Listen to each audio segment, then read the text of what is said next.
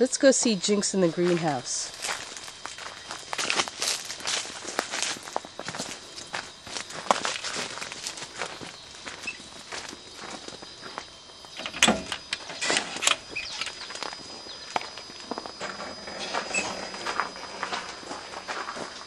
Here's Jinx. He's our 21-year-old cockatiel. He's been a farmer for many years. He loves millet. What he likes to do best is eat millet, and then the millet that he doesn't eat, he knocks loose, it drops to the ground, and then it grows up to make new millet.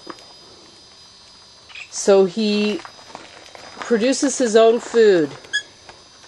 And the second bonus is that if you have a cat, cats love millet leaves better than kitty grass.